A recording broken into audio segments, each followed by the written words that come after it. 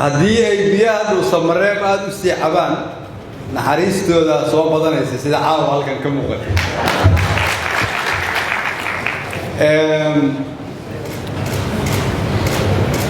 maamulka iyo shacabka dawladda Soomaaliyeed ama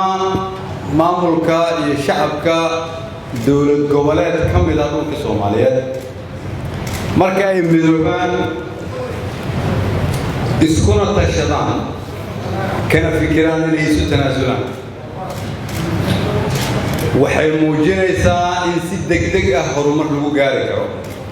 reer galmudug ayaa taasna iftiimiyey waa idin hambalyeynaya reer galmudug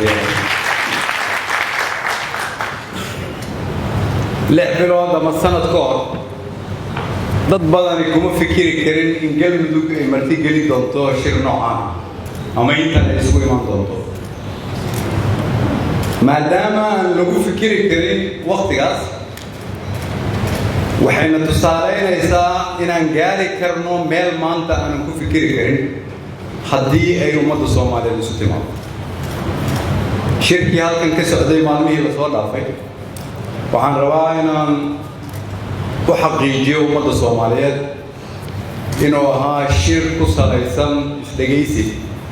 isu tanaasul kulligeenan ka doodaynay danta dadka Soomaaliyeed marna shirkani ma aanay ka soo muuqan wax dhib ah inkastoo dadku ay walwalsanaayeen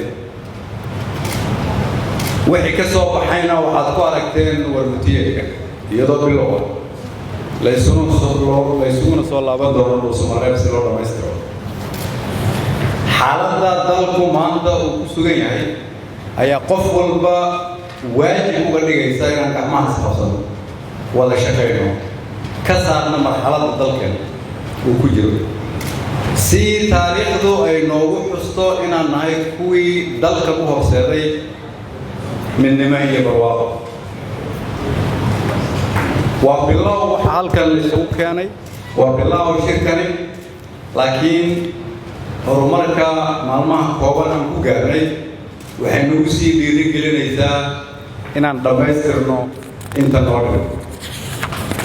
waxaan rabaa inaan dadka Soomaaliyeed u sheego in dhammaan madaxdii halkan isugu timid oo hormuudku yahay madaxweynaha jamhuuriyadda federaalka Soomaaliya inaan ku heshiinnay inaan ka wada shaqeyno sidii dalka aan ku gaarsiin laheyn meesha ummadda Soomaaliyeed ay rabto waxaan kaloon ku heshiinnay inaan isdhegaysano weliba marka aan kala aragti duwanahay si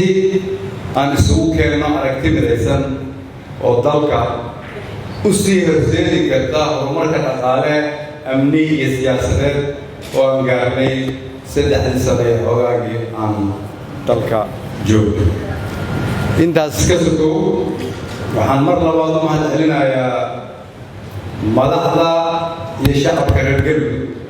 sida sharafta ay noo soo dhaweeyeen waxaan idin rajeynayaa inaad ka faa'iidaysan doontaan joogitaanka idinla joogaan martida tirada badan oo idinka caawin doonto horumarka iyo